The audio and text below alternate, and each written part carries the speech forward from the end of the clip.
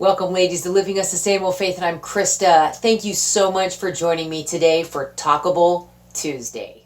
Today.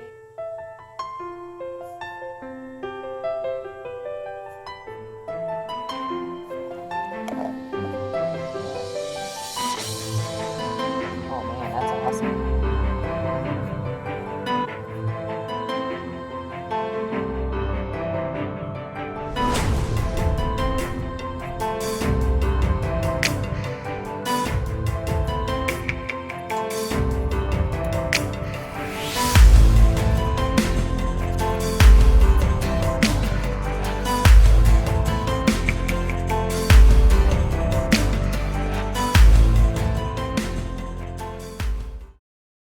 Today, I just want to encourage you to take a moment to breathe. Take a moment to just relax and take a break and just breathe. You know, when I say that word breathe, it makes me exhale, and it almost makes me take that moment. I want to encourage you, ladies, just say the word breathe, and it just lets your body kind of relax. I'd like to read for you today from Psalms 37. And Psalms 37 was written by David, and it's a psalm that encourages us to be patient. To be patient because the Lord has it all in his hands. So I'd like to read some verses from Psalms 37. Trust in the Lord and do good. Dwell in the land and feed on his faithfulness. Delight yourself also in the Lord, and he will give you the desires of your heart. Commit your way to the Lord and trust in him.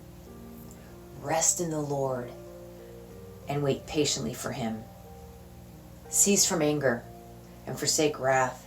Do not fret, it only causes harm. The steps of a good man are ordered by the Lord, and he delights in his way. Though he fall, he shall not be utterly cast down, for the Lord upholds him with his hand. Depart from evil and do good, and dwell forevermore, for the Lord loves justice and does not forsake his saints. Wait on the Lord and keep his way, and he shall exalt you to inherit the land. But the salvation of the righteous is from the Lord.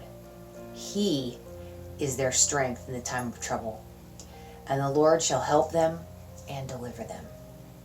And he shall deliver them from the wicked and save them, because they trust in him. Last summer, Mark and I were, let me just put my Bible down there. Last summer, Mark and I were getting ready to celebrate our 25th anniversary. And I had booked a hotel at the Medi Glacier Hotel in the Glacier National Park, which actually isn't very far from us. And we were excited. We had had a long spring coming into summer, and we were really ready to just celebrate 25 years and to go and do that together. And my husband and I were kind of laughing at each other because we were like, you know what, we'll believe that that's going to happen when we actually are in the car driving down our driveway with all our stuff packed in the car. We'll believe it when we're actually driving away. As I was actually writing down some thoughts for this little talk, it was hard for me to recall all the things that had happened through last spring and summer, because it just kind of drudged up all the anxiety again. Do you ever have that? Well, let me just highlight a few things that were going on to just kind of give you a taste of what was coming in, what was leading up to us being able to go on our anniversary.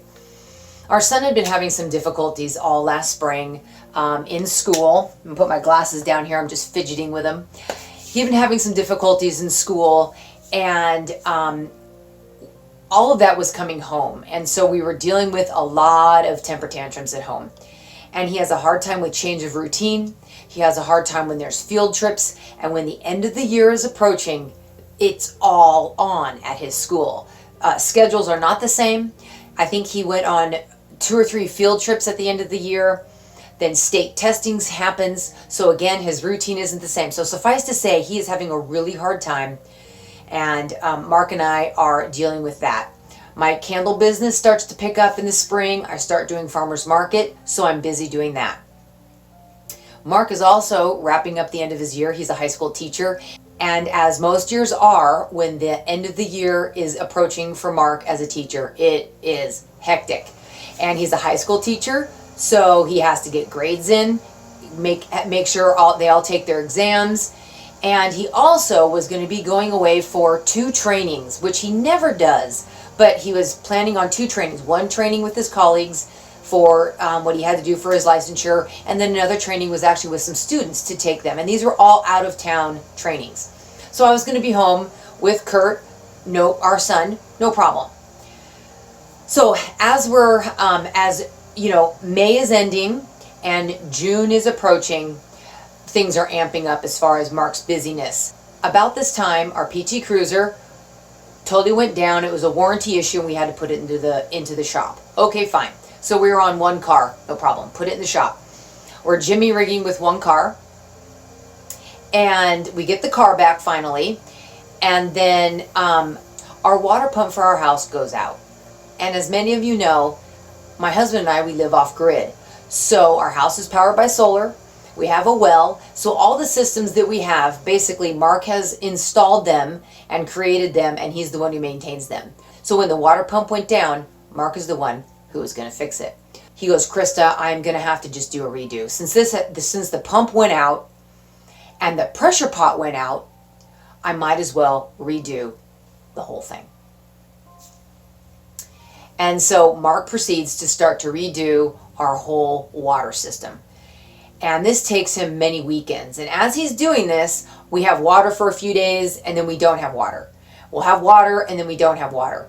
And also at this time, I'm trying to plant our front garden. So whenever we have water, I water the garden and then I'll take it off for a few days. I'll water the garden and then take it off for a few days. So Mark is fixing this, and his first fix didn't work all the way. The new pump that he installed didn't work the way he wanted. So he had to redo that. All the while, he's prepping for his end of the year, and he's also now prepping to go on a training.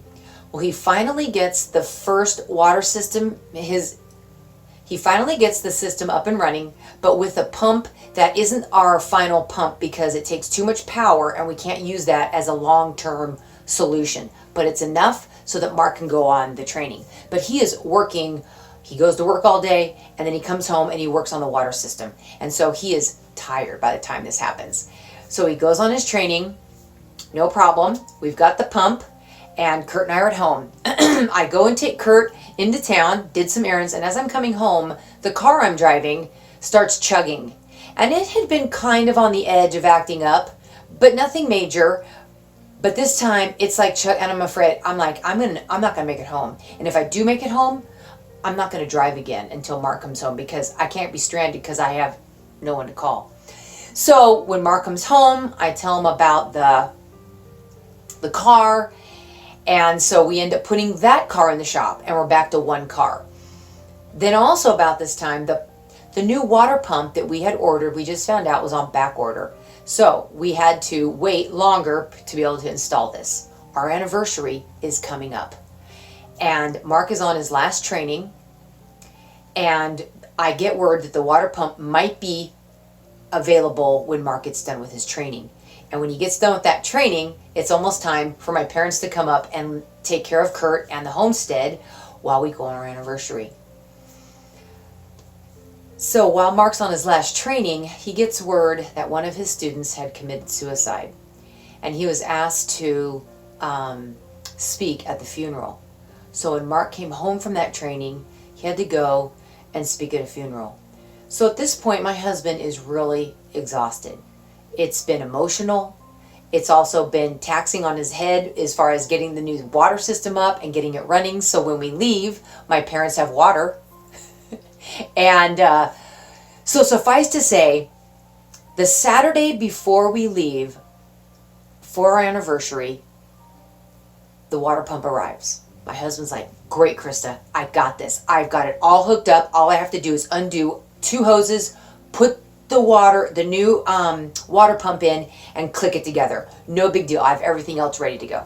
So he does this. I'm at the farmer's market. I come home. I'm like, how's the water? He goes, Krista, you're not going to believe this. There's no pressure. I can't get the pressure to come into the house. So we have a trickle.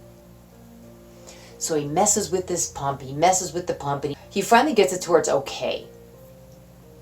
And my parents come on Sunday. On Monday, the water is still iffy. And Mark finally looks at me and goes, Krista, I really think I think we got a bad pump. So Tuesday morning, the day we're supposed to leave, he goes, I'm going to go get a new pump. Luckily, the place that we get these pumps from, believe it or not, is actually about 20 minutes from our home. I can't believe it, but it's awesome. So he calls them up, and they had another one on the shelf because they ordered extra.